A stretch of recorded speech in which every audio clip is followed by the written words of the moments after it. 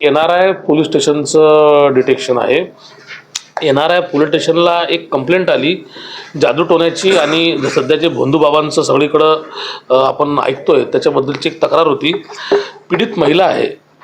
September 2025 ते डिसेंबर 2025 या काळामध्ये त्या 2 आरोपींपैकी एक आरोपी ज्याचं नाव एक लहरी बाबा हा तिच्या घरी गेला.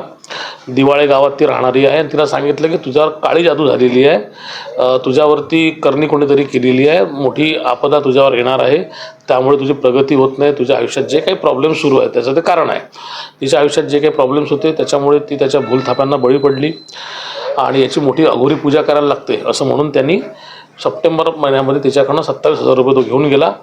ऑक्टोबर महिन्यामध्ये त्या एक लहरी बाबा त्याचा जो गुरु आहे टंटन बाबा त्याला घेऊन आला आणि या दोघांनी त्या महिलेच्या घरी ऑक्टोबर महिन्यामध्ये पूजा घातली. त्याच्यामध्ये लिंबू कापणे, तिला अंगारा खाऊ घालणे, पाण्यामध्ये मिक्स करणे, ते पाणी पाजणे, असं करून धागे दोरे बांधणे करून ब्लॅक मॅजिकची प्रक्रिया जी आहे त्या ठिकाणी पार पडली. त्यानंतर तिथं परत 50,000 रुपये दिले.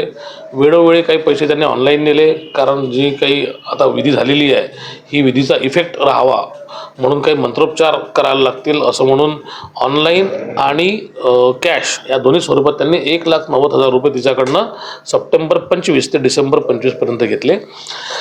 जेव्हा हे सगळं सुरू झालं नाशिक प्रकरणानंतर सगळं भोंदूबाबांचं सगळीकडे बातम्यांमध्ये यायला लागलं तेव्हा त्या महिलेला खात्री पटली की आपलीसुद्धा अशीच फसवणूक झाली म्हणून ती NRI पोलीस स्टेशनला काल आली.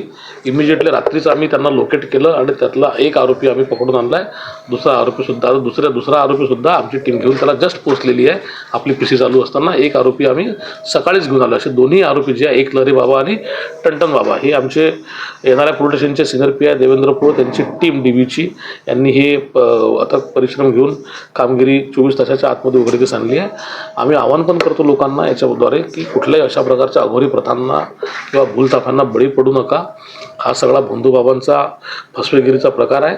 यापूर्वी जर कोणासोबत असं झालं असेल तर त्यांनीसुद्धा आमच्याकडे येऊन तत्काळ त्याची तक्रार द्यावी. आम्ही गुन्हा त्याचा नोंद करू. माझ्या चॅनलला सबस्क्राईब करा आणि बेल आयकॉन दाबा जेणेकरून तुम्हाला माझे नवीन व्हिडिओ मिळतील.